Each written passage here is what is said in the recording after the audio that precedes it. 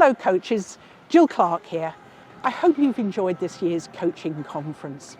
To end proceedings, we have a special treat with Danish men's singles player Kristian Vittinghus delivering his popular podcast live to you today. Please give a warm welcome to Kristian. Enjoy. To my heartbeat sound, we fell in love.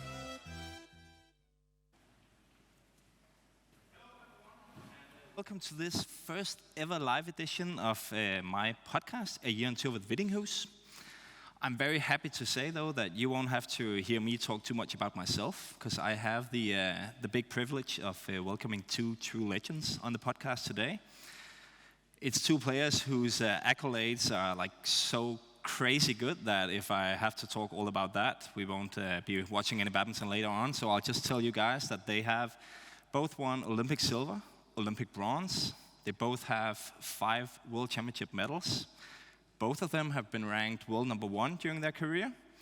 And I tried to count all the big titles they won, and I actually lost count because it was like way past 60 of the biggest titles. So All England, China Open, Indonesia Open, all these tournaments that I have only dreamt about winning. One of them is a BWF Hall of Famer. She holds a record of the longest international winning streak of 70 matches, so that's 14 straight international tournaments without losing. That's just absolutely insane. The other one is, for her, it's only a matter of time before she will be inducted into the Danish Hall of Fame for all sports. She was part of the most successful Danish women's doubles ever.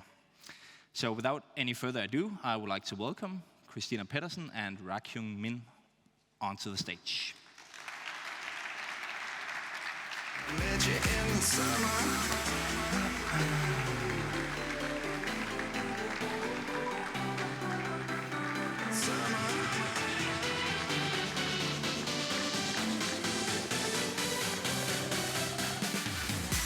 Det bliver bare med et håndtryk. Jeg siger det bare med et håndtryk. And also say, of course, the translator. And yeah, please have a seat. Thank you. And yeah, welcome. How are you? I'm doing good, thank you. Nice to be back here in Brøndbyhallen. A long time since I've been here, so it's actually quite nice to be here without doing a lot of exercises, but just a nice talk with you, so that's quite nice. I'm hoping it will be cozy. I won't go into controversial stuff, so it should be fun. Okay. Happy. What about you? How are you today? 일단 이런 큰 강의나 이런 것들을 해보니까 너무 기분이 좋고 떨리기도 하고 긴장되기도 하고. She says, I'm very excited yet a bit nervous, got nervous to be here to talk about the badminton in this huge event.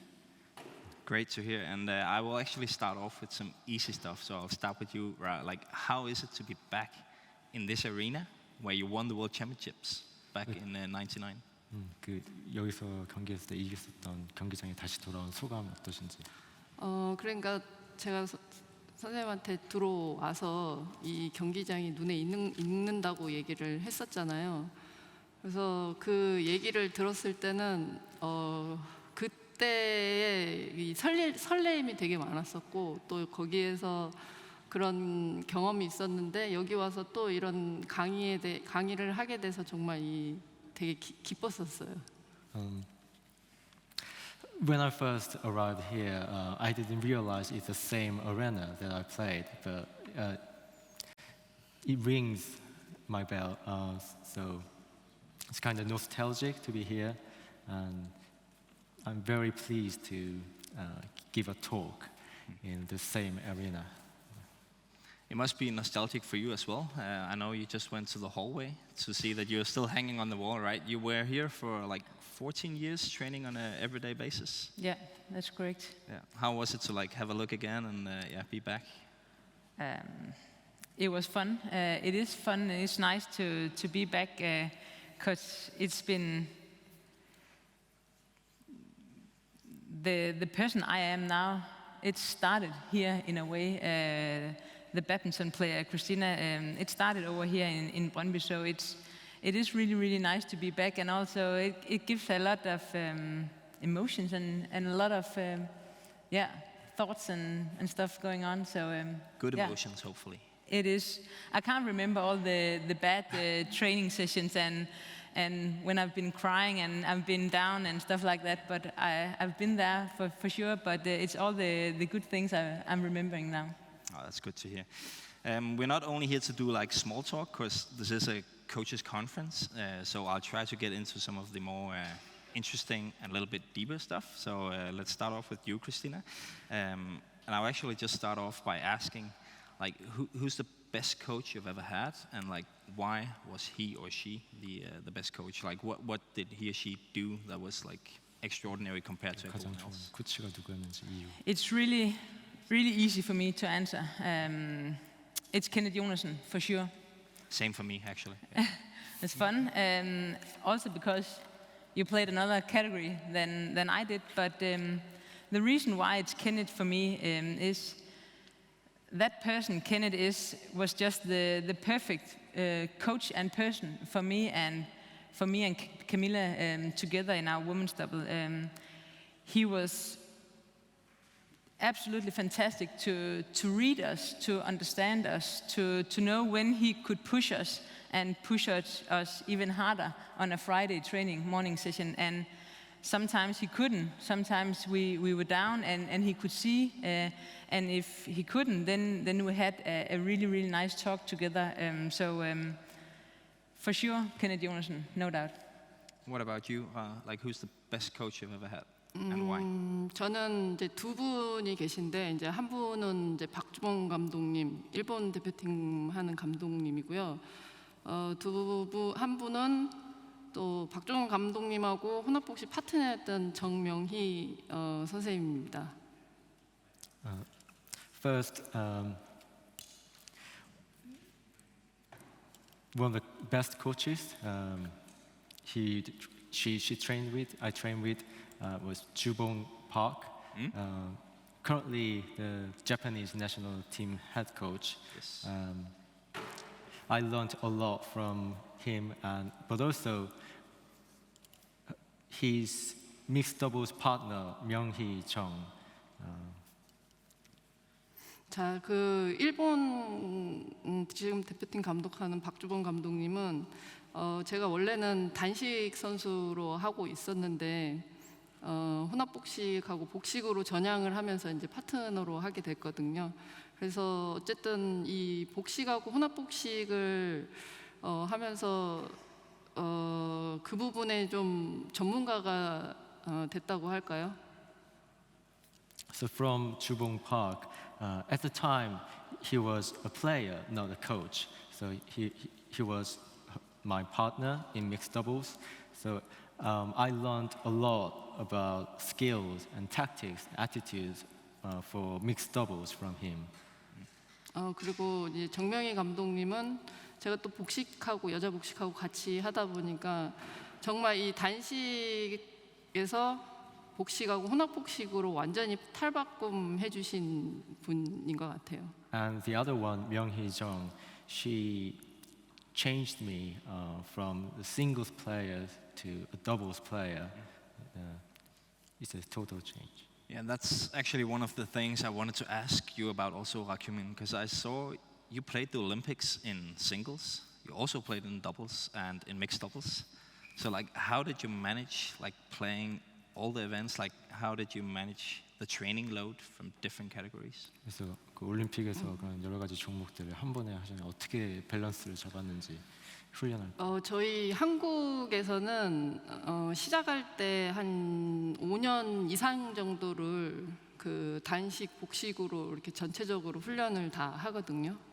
In South Korea, it's very common to do the different disciplines more than 5 years for school players, a very young age.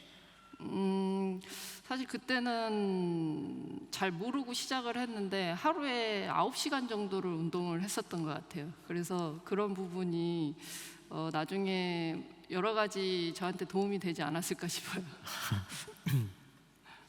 Because she had to manage the different disciplines, she would train for 9 hours per day.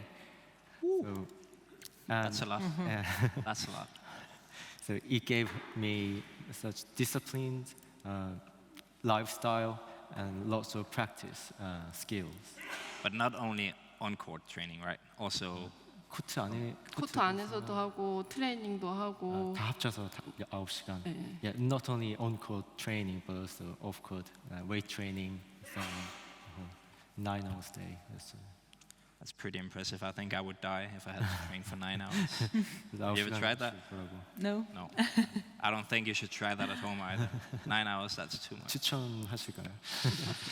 She wouldn't recommend. No, that's good. That's good. So you'll learn something that's not the way to go. I want to ask both of you actually. So you mentioned Jobung Park, you mentioned Kenneth Jonassen as the best coaches, but is there something you also saw from those two that you have taken into your own coaching career now and thinking, I want to do that a little bit differently perhaps? When I think back how Kenneth was my coach and how we managed to have this small team, then I don't have that many things I want to do differently, because in my opinion he did almost everything right for me. Maybe it wouldn't be the right thing for another player to do, but he was just really, really good reading me. And now I say that again, that had meant a lot to me. So he really understood the person I am, and that I have tried to remember when I'm coaching someone. I'm trying to see the player where they are and not trying to want to do, trying to change them. Maybe I would like to change some part in their game, but not personal, because I think it's really, really important that you feel good off court, then you have the best chances to do good on court. That's what worked for me at least. So I think that like my personal experience with Kenneth is also that like he's such a good coach at like individualizing what he's doing. So like you say that he understood you well, he understands me very well. He did the same with Victor Axelsen, with Janne Jørgensen, and like everyone. I feel like he's been very good at individualizing everything and doing different stuff for me compared to all the other guys.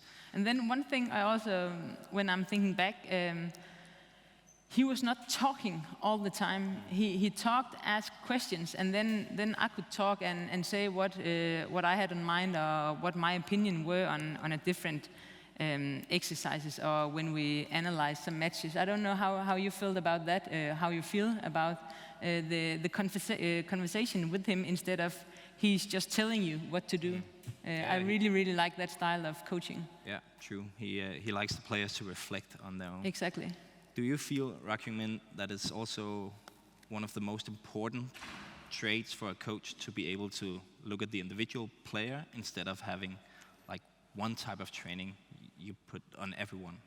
혹시 이제 코치함에 있어서 되게 일반적인 방법으로 모든 선수들에게 적용되는 방법으로 하는 거랑 개인화된 어떤 그 다른 개개인에 맞춰진 트레이닝을 적용하는 게 중요하다고 보시는지?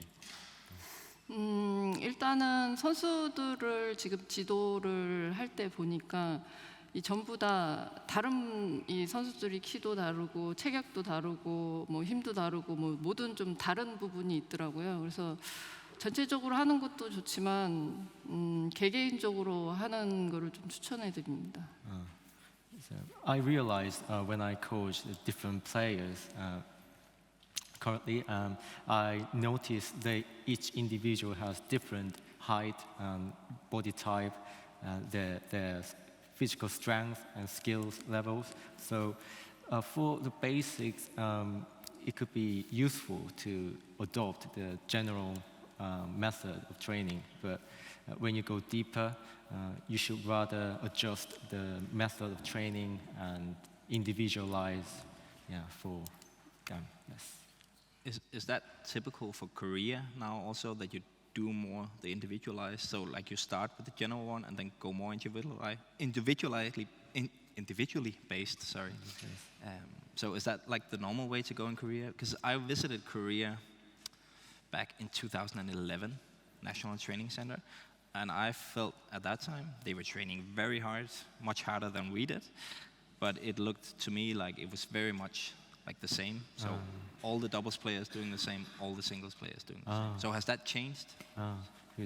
그 본인이 이제 2011년도 그 한국 국가대표팀 그 훈련하는 거를 직접 볼 기회가 있었는데 거기서 자기가 알아챈 거는 복식 선수건 단식 선수건 엄청 열심히 하고 자기네 덴마크 팀보다 훨씬 열심히 하는데도 불구하고 그 종목에 따라서 어떤 차이가 없이 단식 선수든 복식 선수든 똑같은 방법으로 훈련하는 거를 목격했다. 지금도 약간 그런가 아니면 개개인화된 어떤 방법으로 트레이닝을 시키는가?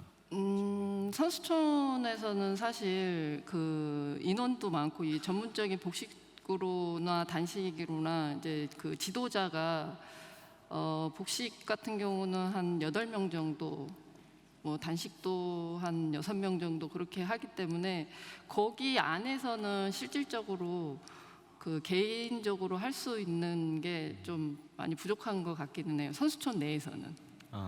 그 단식 6명이 전체 한 명한테 붙는 게 아니라 전체 팀 단식 선수들한테 붙는 건가요? 코치 선생님이 한 분이라는 거죠.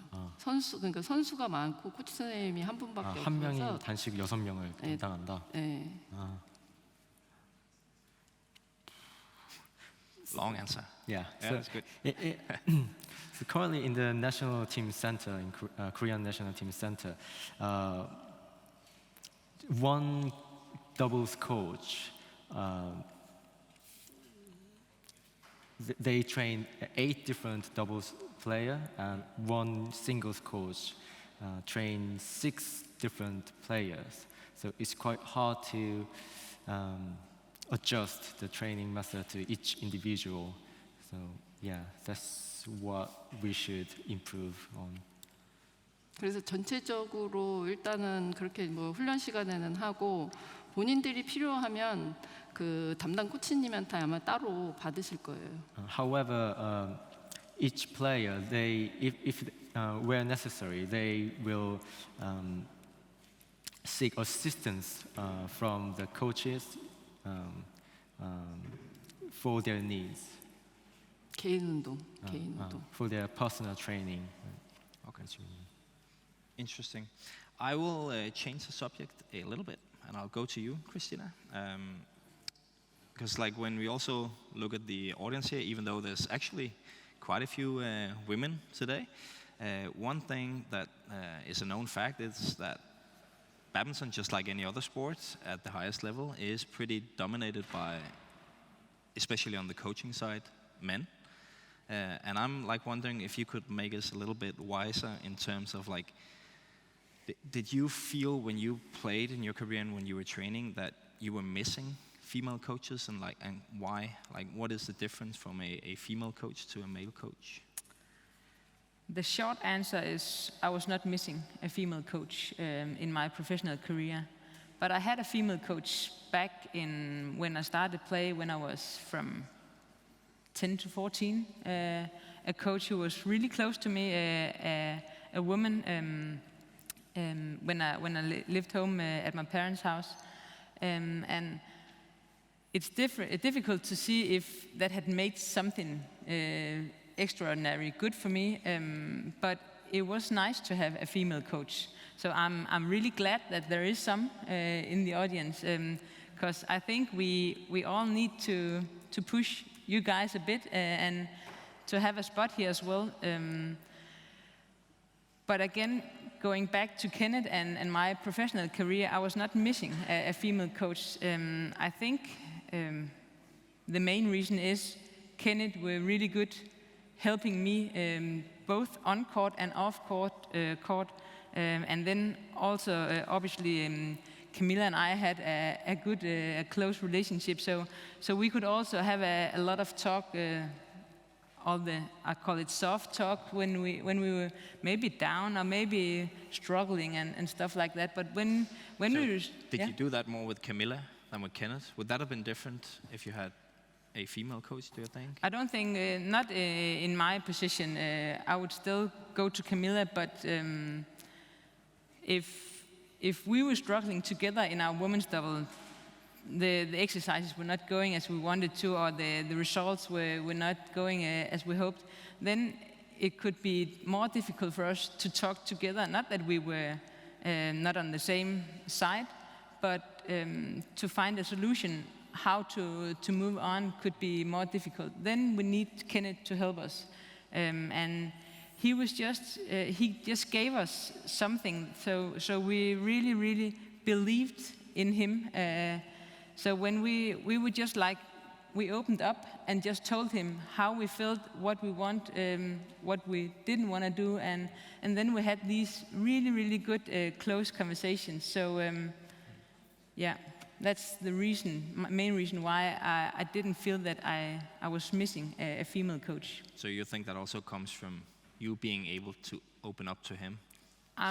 Like you mentioned it yourself, that like you mentioned it as this soft talks, and I think that's like what many of us think, that there's like this stereotype that female coaches would be a little bit better at talking about stuff like that with other female athletes. Yeah.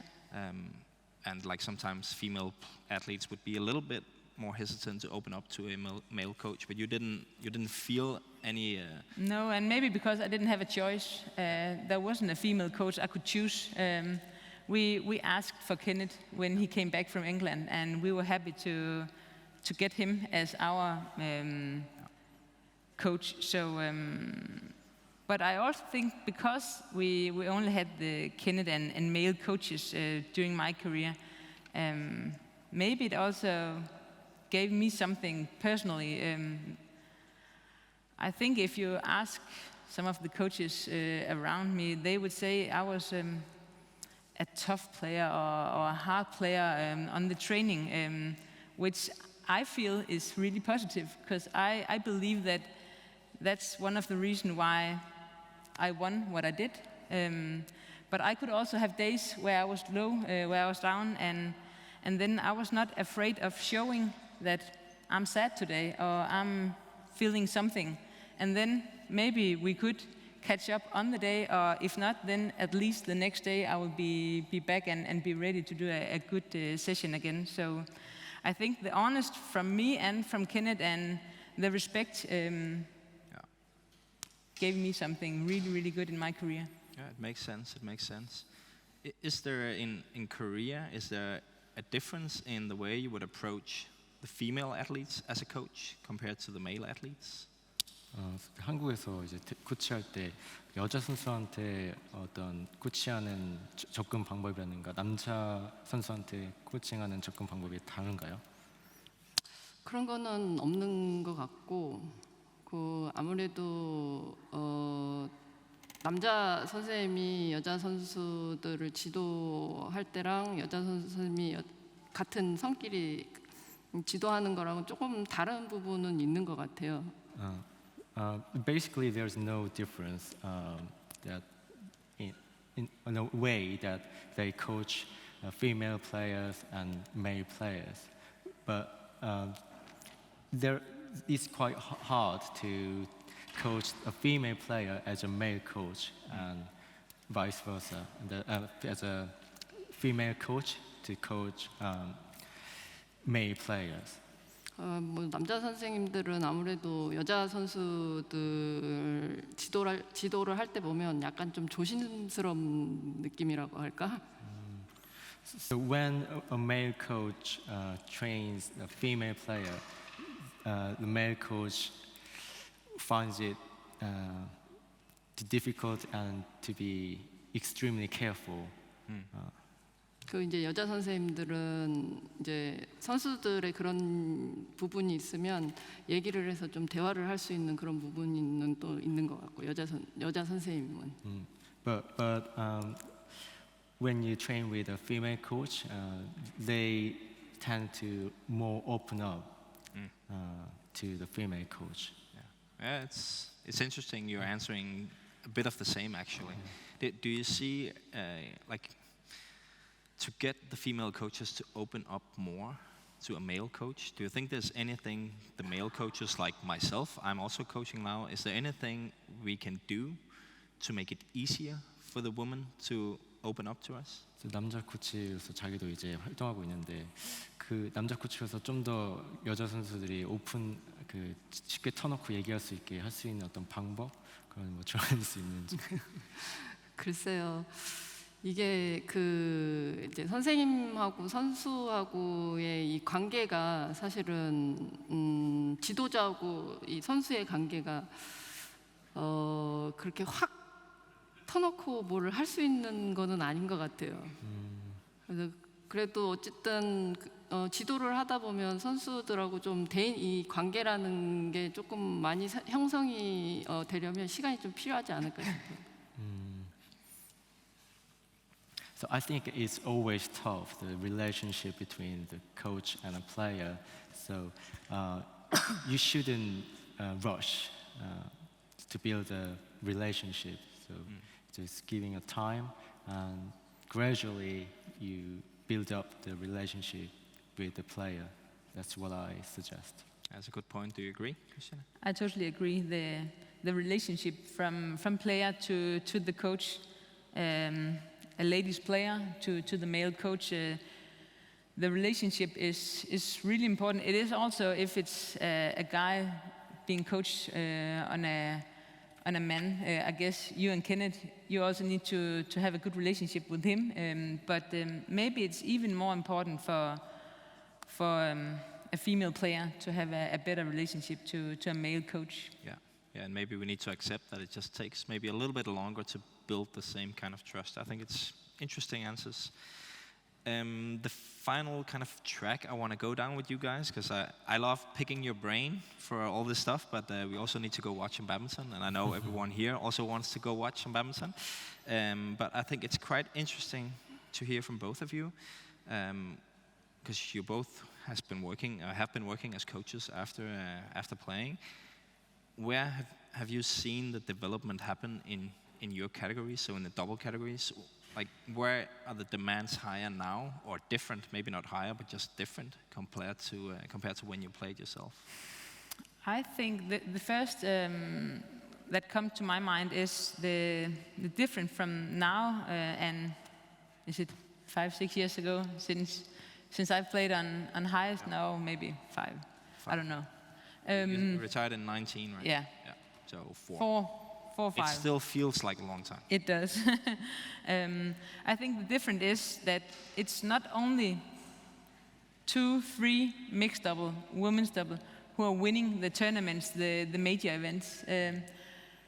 I think it seems like not a lot, but more pairs can win. And I've been thinking about why has it changed a bit in that direction.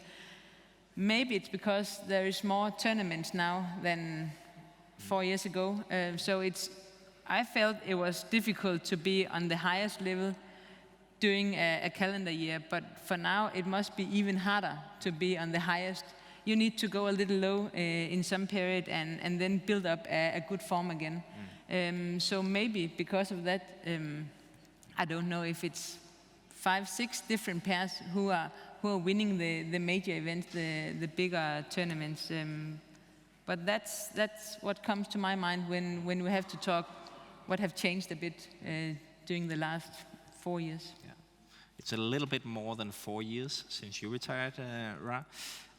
Do you feel like there's something that has changed significantly from back when you played to doubles today? 선수 시절에 생활했었던 그 복식 어떤 그거와 현재 복식 게임의 어떤 차이점이 있는지.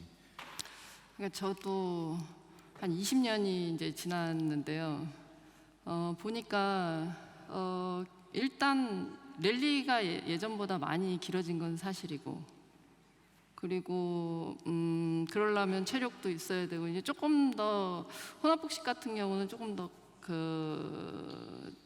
과격해졌다고 해야 되나? 혼합복식 가격. 네. 그러니까 이 여자 선수들이 조금 쉽게 네트 플레이로 해서 조금 쉽게 포인트를 할 수 있는 방법이 좀 약간 좀 와일드하게 남자한테 올리고 수비도 하고 뒤에 가서 공격도 하고 이러니까 랠리가 길어지고 그래서 약간 쉽게 포인트 할 수 있는 그런 네트 플레이가 조금 달라지는 것 같아요. 그럼 예전에는 남녀 역할이 좀 명확히 구분되어 있었는데 지금은 좀 더.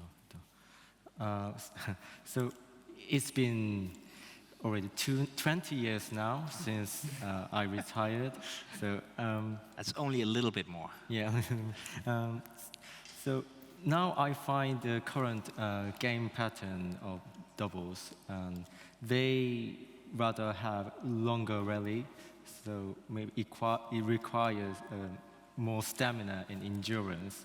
I see. And for mixed doubles, the game has been more intense between the players, and the role of the female player used to be rather staying at the net in the past, but currently the female players seems to cover more area in the court rather than just focusing in the front of the court. Yeah, that makes a lot of sense. I think like my personal favorite women's mixed doubles player is Huang Dongping from China. I thought you would say me. Yeah, who's still active. Okay. Who's still active. Okay. Huang Dongping from China, because I feel like she can play everywhere on court. Like it doesn't matter if she's backline or net or defense or offense. That's the part of reasons of a longer rally, I'd say. Yeah. But I think it's also quite fascinating that you still have players like Kwang Yakyong, who I think is actually a little bit opposite. Like she's more of the old school who needs to cover the net. Would you agree with me on that? That it's still possible also to be a more net covering girl? Then you just need to have a male player with a different skill set. 그래서 황야총 선수처럼 그 기존의 그 여자 선수 역할에 충실해서 하는 고 이제 남자 선수도 기존의 남자 선수 역할에 충실해서 하는 방법이 먹힐 거라고 생각하시는지 지금은 통용이 될 건지. 조금 더 이 네트 플레이를 정교하게 만들어야 되겠죠. So the tactics, the traditional role, gender role, in the court, to achieve this tactic, the female player should polish their skills more, trying to do accurate shots at the net. So the female player has a key role in the tradition. Okay. All right. I only have 2 questions left. One is rather serious. The other is not so serious. So I'll start with the more serious one. I'm just wondering if there's one thing you would have, that you know now that you're coaches and like not active on court anymore. Is there one thing you would have liked to know when you were a player, thinking then I would have performed better? So if there's one thing you realized after being a coach, maybe if I did this differently, I would have achieved even more. You achieved pretty much a lot, both of you, but you did lose some matches after all. We did. Yeah. If I should change something, I don't know if it's after being a coach, I've been thinking about that, but if I should change something, then I would have started earlier to do my hard work. So really, Were you lazy when you were younger? I don't feel I was lazy, but during my career, during my stay here in Brøndby, after having Kenneth as a coach, after having our physical coach, Mads, we changed something. And that, for us, it meant that we also start winning something bigger than we did before. So if I should change something, then we should have started earlier. Yeah. Good answer. You, Rakmin? 저는 사실 되게 좀 오래전 일이잖아요. 그래서 좀 즐길 수 있는 그런 게 없었던 것 같아요. 그냥 단순히 계속 시합을 끝나고 다음 시합 다니고 해야 되는데, 그러니까 이제 이 막연히 즐긴다는 것보다 의무감으로 뛰었던 것 같아요. 그래서 그럴 때 조금 즐거운 마음으로 했었으면 더 좋았지 않았을까. At the time, I didn't really have space to enjoy the tournament and touring, I just considered it as work. But I wish I could enjoy the whole process as a professional athlete. Yeah, that's what I wanted to say. I actually heard something quite similar from Morten Frost once, that he said he would have liked to change that whenever he won something, he would have liked to be able to enjoy it more, because for him it was always just next goal, next goal, next goal. And that actually leads me to the not so serious question for you, Rakumin, because I mentioned in your introduction that you won 14 tournaments in a row, 70 matches in a row. Like, how is that even possible? 그 아까 인트로에서도 설명했는데 4개의 그 팀 매치에서도 연속으로 우승하시고 17개 그 경기를 다 우승하시는 진기록을 세우셨는데 어떻게 그게 가능한지. Don't you get tired of winning? 그 피곤하지 않으신지. 근데 그때가 올림픽 레이스를 할 때였을 거예요. 저희가 이제 올림픽을 출전을 하려면 그 포인트를 따야 되는 그 기간이었었는데 일단은 올림픽의 목표를 가지고 했기 때문에 그 좋은 시드를 받아야 된다는 생각을 가지고 이제 계속 시합을 다녔었는데 그 기록이 이렇게 있는지는 올림픽도 다 끝나고 알았어요. She didn't even realize that has a record after. She only noticed that after the tournament record. And during that time, it was on a process to Olympic race. So she only focused on the goal, very clear goal, to get good seeds, higher seeds. So yeah, and it was really important to acquire the points to get in the Olympic team. Yeah. So. Yeah, I actually remember that you once won the German Open in mixed doubles, where when you won it, it wasn't amongst your 10 best results. It's only 10 results that count on the world ranking.